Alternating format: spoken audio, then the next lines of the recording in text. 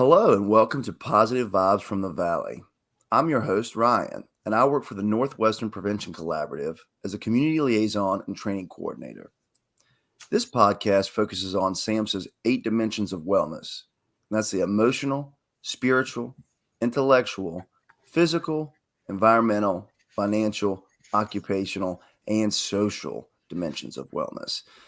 Today, we're going to be talking about financial wellness, and we brought Miss Katrina Meade to speak with us today. Hey, thanks, Katrina. Thanks for being here, by the way. You're welcome. You're welcome.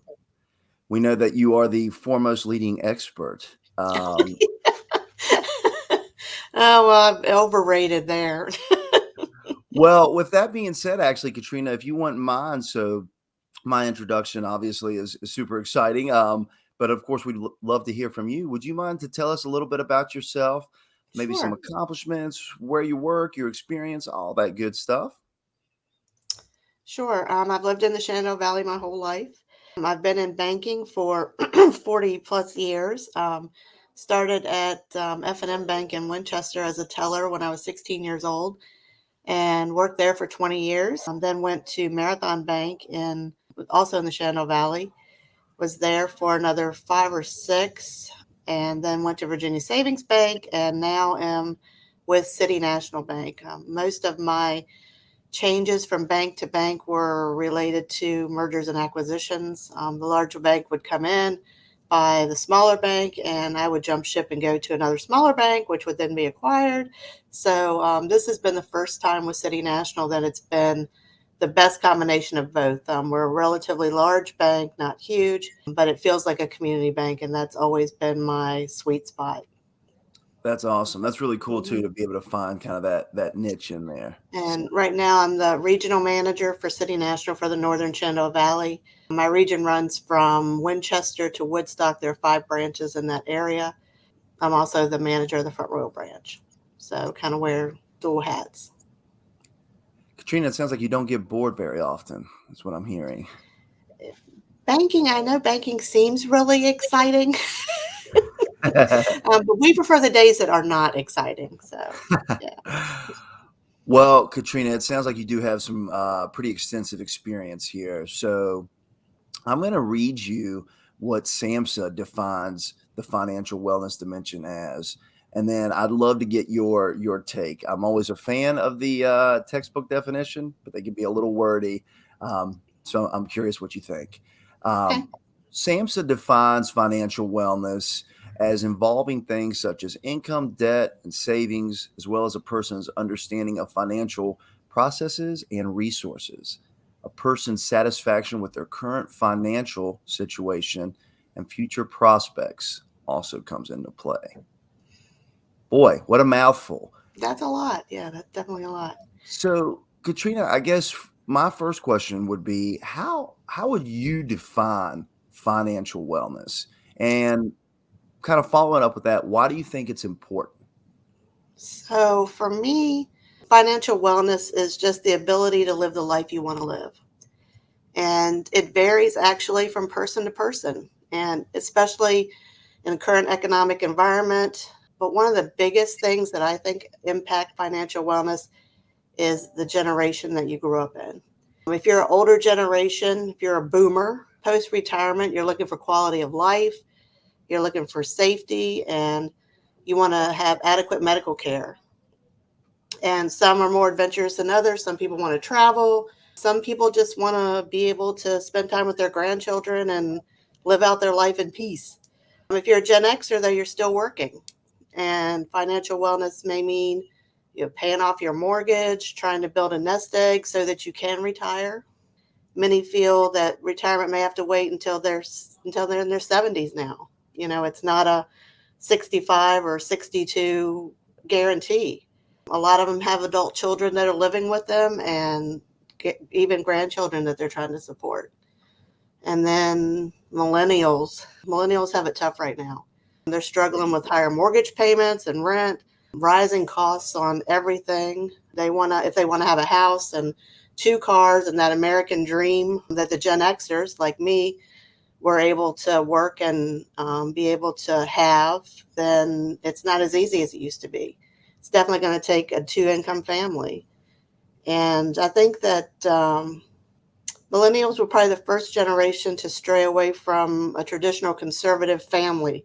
Single parents became more prevalent. That makes it much more difficult to earn the income that you need in order to have the things that you want to have. They don't stay in those bad relationships anymore. If for the children, they're much more independent. But rising costs, and especially medical costs, childcare, all that, one income, that's a huge struggle. And then you have the Gen Zs, and I love them. They aren't tied down to anything. You know, they're not they don't have to have a job for life. They don't want to stay in the location all the time. You see the TikToks where they're out traveling in vans and they're working for a while and earning enough to get through, and they're much more flexible. They don't care about stuff the way that my generation did. You know, my generation was you had to have a home and fill it full of stuff, collectibles and all that. Gen Zs could care less. They work remotely, gives them much more freedom to do the things that they want to do it quicker. Where my generation, we worked until we earned enough in order to do it. They just do it. A lot of them are, I think, are waiting to start families and quote unquote settle down. But on the downside, while they don't need as much to achieve financial wellness, many of them have a lot of college debt, and that follows them from place to place. And then add that to all the other economic struggles that we have right now, and it makes even a modest living difficult, which is why a lot of them end up going back home, unfortunately. But all those groups, they all live together in the same community, and the financial wellness of all those individuals make up the community. So, you know, businesses may struggle to find footing in neighborhoods that don't have that financial stability. Then you have, you know, more crime, you have homelessness, drug addiction, which the Warren Coalition is well aware of and is a huge benefit to help in our neighborhood. But it's everybody is tied together, even though their individual needs might be very different. That's probably more than what you wanted to know. That was a lot better than the textbook. I got to say, Katrina, I really liked your answer there, especially how personalized it is. And you also, I thought, did a really nice job kind of highlighting those differences between the generations. And I can tell you, as a current millennial, feeling the crunch between the housing market with the increasing rent plus the increasing everything. It's hard. It's definitely a hard Yeah, time it is. right now. And the other point that you made that I thought was really important was, and we talk about this all the time on Positive Vibes for the Valley, just basically about how there's that balance between all the dimensions of wellness. And you touched on, within the community, when you see that financial wellness out of balance, you see how many other things become affected. Like you were Hmm. saying, with crime rates and addiction levels and, overall morale. So it's interesting to see how important financial wellness is, and how unique it is to each person. So thank you for expanding Right. on that. So with that being said, we Mm-mm. always talked about too, and this is just kind of a thought that I feel like everyone sort of has when we're thinking about teaching the next generation. And you mentioned Gen Z, even thinking younger.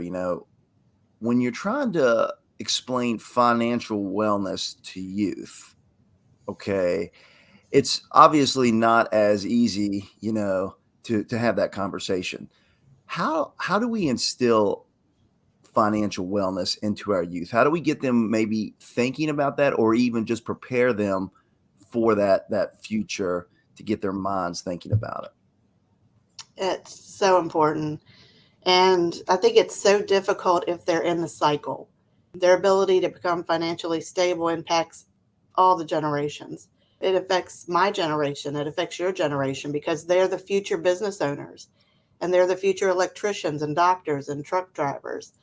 They have to be able to gain the education and training, I think, to aspire to want to do those jobs, because somebody's going to have to do those jobs at some point. And I look at the schools and I think, are they doing a good job of teaching financial literacy? And I know the basics are now a part of the curriculum, but I think it's very basic. And then you look back and you think the parents, of course, have a part in that, and are they able to supplement that what they learn in the schools? Are they teaching their kids good financial habits? I don't know that we can, because they only know what they know. And if they're in a cycle where their financial security is not as secure as it should be, then their children are going to have that same. It's difficult to escape that, I think. And it's easy to blame the educational systems, but if the schools are explaining the basics and they're teaching kids about checking accounts and budgets and things like that, but when they go home, their parents aren't doing any of that, and their parents aren't showing them the importance of having a checking account, or what the differences are in credit cards and what a debit card is. It's not just a magic card that they use at the grocery store. If they're not explaining how all those things fit together, then I think it gets lost in the shuffle. And it's such a huge part of not immediately falling into a hole of debt as soon as you graduate from school. So I think that SOL learning is important, and that's such a focus in schools now. But I strongly feel that there's a huge need for more practical knowledge in just living, and that a lot of that's not being addressed. Well, and Katrina, you also made a good point a moment ago when you were talking about, again, those community effects. And that's why really, we we make the joke, it takes a village, but Hmm. genuinely it takes a village, because you do have the school system who's trying to do the best that they can and instill those basics. And you mentioned too about how parents now, you're seeing a lot more of those parents having to work and take on more responsibilities. So it's a combination of taking the whole Hmm. village to come together to educate our youth and instill that in our youth. And they're not just getting it at school. Hopefully they're getting it at home, and then hopefully they're getting it in our after school programs or in our community resource fairs, or hopefully from listening to this podcast. Yeah, so one of the things I find very odd, or at least that I've noticed, is that my generation and yours, when you were 16 years old, what did you want? You wanted a job, you Yeah. wanted a car, and you wanted to get away from home, and you wanted to hang out with your friends. And in order to do that, you had to get practical work knowledge. Mm. And this latest generation does not do that. They don't care about driving, a lot of them. They don't care about getting their driver's license. And if they don't need that, they don't need gas money, and they don't have the desire then to work at these fast food restaurants and all those things that we all struggled through, and learned our basic how to count cash. I mean, just basic knowledge, and they're not doing it. They're not. And that's a huge deficit, because that's just very basic knowledge. Well, thinking about some of that kind of basic, easy knowledge, obviously there's a lot of kind of complex, and people work for a living to design, budget plans and financial Mhm. decisions. But what do you think are some simple, easy, kind of quick tips that you can do to improve financial wellness kind of right now? And for this, thinking more along the lines of the adults in the community. Or Know where you stand financially, and a lot of people don't. There's so many ways now to track spending. It's so much easier than it used to be. Mobile banking gives you up to the minute balances. You don't have to wait. It used to be if you deposited a check before 2 o'clock on Friday, it didn't even show up in your account until Monday. And now you swipe your card somewhere or make a deposit, and you have automatic access to what your current balance is. I know City National has budgeting and financial literacy courses in our app. I know that a lot of other banks do that same thing. It's pretty standard now. So all the resources are there. So I think setting that limit on spending. Know when Starbucks is an option and when you probably really shouldn't do that. Prioritize Set a goal. What is your goal? Do you want to buy a house? Do you want to buy a car? Do you want to go on vacation? Do you want to retire? What is it that you want to do? A lot of times you can't do everything right away. You've got to determine what's most important to you in your life. Is renting a house okay if it means that you can go on a cruise? Is owning a home, is that an investment for you, or is that just a personal preference? Where do you want to live? Do you want to live in New York City, or do you want to live in Georgia, or do you want to live in the Shenandoah Valley? All those things. When you retire, do you want to retire at the beach or just be able to stay in your own home as long as you possibly can? So it goes back to that original point. It's different for every person. But the main thing is to know what you want, and in order to determine what path you need to take in order to get there. If, if having a career is not that important to you, if just earning enough to have the things that you need on a daily basis, that's fine. I mean, it's your life, but you have to know what your goals are and know what you want to do in order to determine what it is that you need to do in order to get there. Because a lot of people, their job's their life, and they have to feel included and motivated and a part of something. And then for other people, a job is a means to an end. It's to get you to your family. You go to work and then you do your job and you go home and you don't think about it again. And some people think about it 24/7. So again, it's setting your own personal priorities for what it is that you want to achieve. And either way, you can achieve your financial wellness. It's the same for our youth, because it all depends on the goal that they set and what you're willing to do to achieve it. Debt can destroy that. It really can. If you get in over your head, a lot of times it's really hard to get out of it. So it's just being responsible and thoughtful about how you spend. And that goes for any age at all, because debt can weigh you down and take away your flexibility. It can make it so that the things that you consider to be important in your life you can't get to because of that. And I know that's saying too much debt is bad is probably not what you expect from a banker, but it is so important, because it's the way to achieve the things that you want to achieve if you do it responsibly. Because, if you want a home, if you want a vehicle, if you want education, it's just doing it intelligently and thoughtfully and making sure it makes sense, and that it's not just an impulsive decision. And that's so easy now because social media and everything else. It's so easy to just click on that button, and the next thing you know, something's showing up at your house. I'm like the Amazon queen here. It is. It's so much easier. You don't even have to make plans to go buy something, it just shows up. And saving money is so important. It can be. And I don't see that tendency with younger generations. They're very much more in the here and now. And I don't think it's their fault. I think the impact of COVID financially will be felt for a long time. You had 2 years of families living in this alternative existence. We have remote learning and remote working and supplemental income coming into the home. And so now we're trying to return to normal. And what happens? Recession, economic uncertainty, and current prices of housing is just astronomical.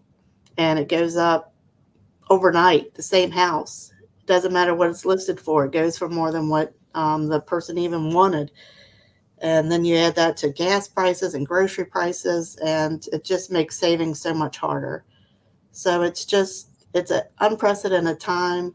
And I truly believe that the primary thing is for each person to know what they want and to strive and do the things necessary to get there. It's not to make them happy. I mean, that's if they're happy, then they're successful. And that's a great point. And you actually opened up with that definition as saying, financial wellness allows people to live the way they want or do the things they want. And you read my mind there too, as I had asked about adults, and you carried right into youth, which was perfect.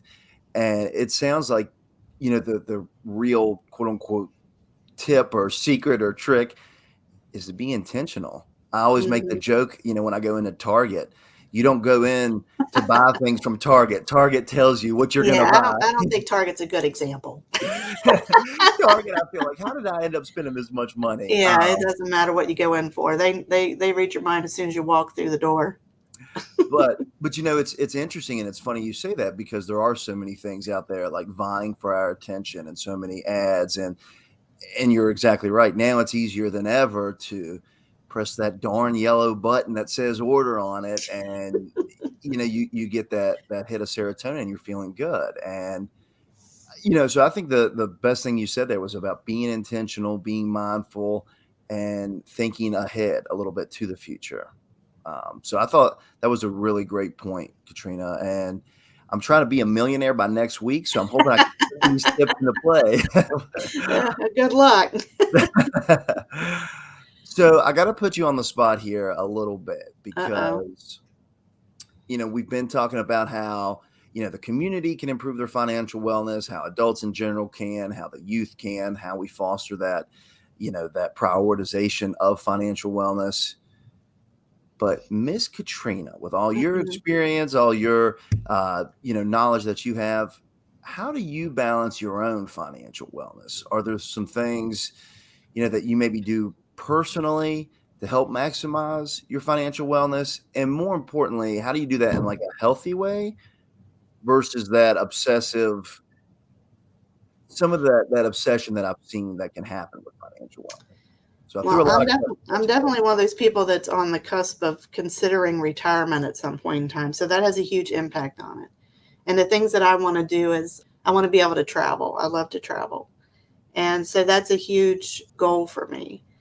And with current economic conditions, it's a little scary. And so I think for me personally and people my age, our goal is to try to protect what we have. Where when we were younger, we were more willing to take some chances. And now I just want back what I have, at least for the next few years until things straighten out. And, to have things in place so that whatever happens, I'm taken care of financially. And I know this is a little off the topic, but having power of attorneys and wills and things like that in place. And my job as a banker, one of the saddest things I see is when somebody passes away and I have their heir sitting across from me and there was nothing. There was no will, there was nothing. And so they're still trying to pay bills and do those sort of things. So have that basic documentation and everything in place. And I'm just trying to ride the wave of economic instability, trying to make sure that the interest rates benefit me, that credit cards and things like that. If you're in high rate credit cards, there's so many cards out there that have rewards. There's so many cards that have zero balances for the first 2 years. Don't be afraid to switch them around. Things like that, making sure that I'm getting the best deal on what I have. Just trying to plan for the future. And, right now, home prices are higher, but do you sell your home now? Because if you do, then where are you going to live? You're going to end up paying more for less. So I think that's one of the reasons why you're not seeing that many houses on the market, even though the prices are up, is because you have to live somewhere.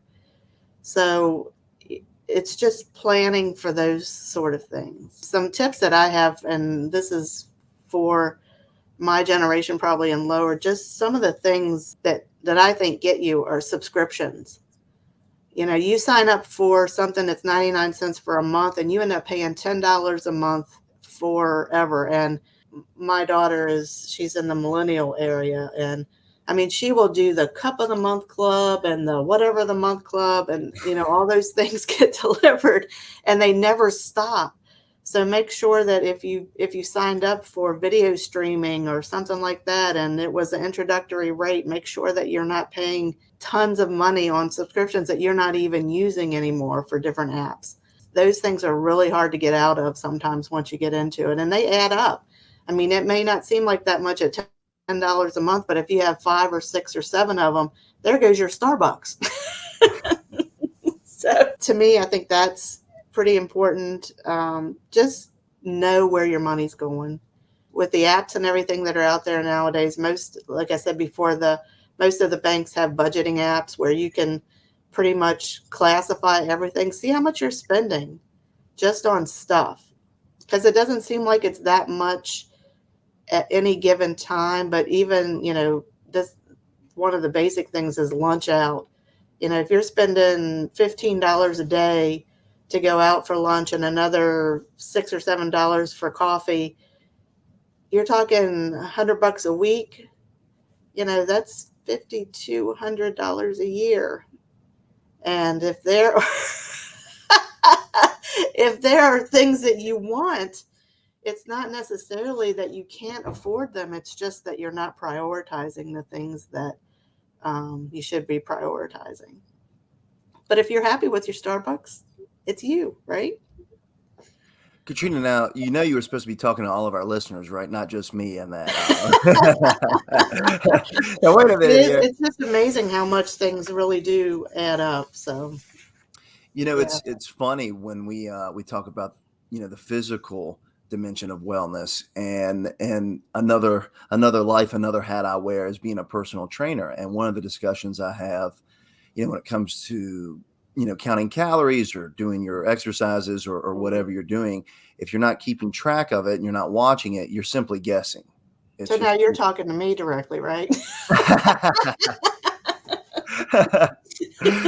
but it's funny, and it's kind of the same sort of process, like you were saying, know where your money's going. And I'll be honest, now I'm much more aware and mindful of that. But there was a time, in my earlier 20s when I had multiple subscriptions, and you're like, where's all my money going? And I think when you're asking that question, you should be able to answer it. So that's a problem. And this is kind of a random kind of quick question for you.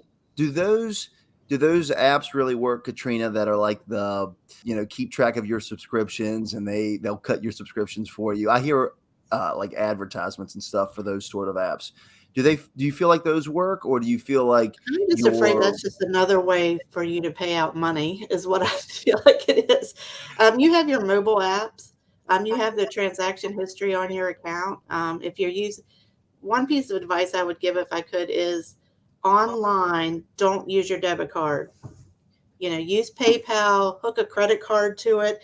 Don't let people have access to your actual checking account. Don't do that. It's amazing how much fraud and everything is out there, and they can wipe out a checking account in no time. Have them hooked to your credit card instead. But you have all that history, whether you use a credit card or you're using your debit card. Go through your history and just look at charges that are there that you may not realize are there. You have that information. Those apps might make it easier, but more than likely, I know my iPhone, there's you can go under subscriptions, under settings, and see what kind of money is coming out. Online gaming. What I'm not talking just gambling. I'm talking like playing some game where you have to buy coins to play, and it's $20, and you think, well, I'll just do it this one time, and then the next thing you know, you spent $80 on magic coins to in order to get to the next level in your game. Be thoughtful and be a little hard on yourself sometimes, a little more strict on what you're doing. It's too easy to spend money. It's a lot harder to make it, and we all know that that's that's the truth. So I've always wondered, they say money talks, but all mine seems to say is goodbye. So goodbye. Yeah. Well, it well, used to be too. It used to be cash. So you felt like you had something. The old time, you put so much money in a different envelope and that's how much you spend or whatever. And now money is just a number. It's just a number on your app on your history that shows how much you have to spend at any given time. It's nothing physical, really. It's nothing that you really touch anymore. It's just pluses and minuses. And I think that makes it a lot easier to just let it go because you don't actually see it or feel it or have it. yeah, you're exactly right. I've actually read a lot of psychological studies that show it is a lot easier to spend that money. And just think, hey, this is a magic piece of plastic. I can just keep Hmm. swiping it everywhere and I get the things I want and leave. Right. And Fantastic. mostly you can swipe it right into the negative too. So there you go. Fantastic. Well, my final kind of thought here, Katrina, and it may be kind of a grand summation for you, but I always like to think, if our guests have been listening and now the dog's been barking and they're kind of looking at the TV with their other eye, what Hmm. would you want the main takeaway for our guests to hear? If they forget everything that they've heard just now, which hopefully they don't, what would you want the main takeaway for people to hear from this show? Really decide what's important to you.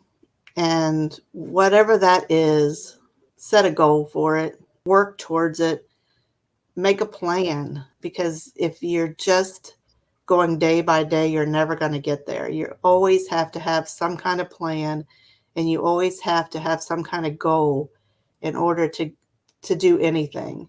And that's especially true with finances. And know your limits. Know your limits and know where your money's going, and try and stay away from unnecessary debt or unnecessary expenses like those subscriptions to things that you don't even use. And don't shop on Amazon in the middle of the night.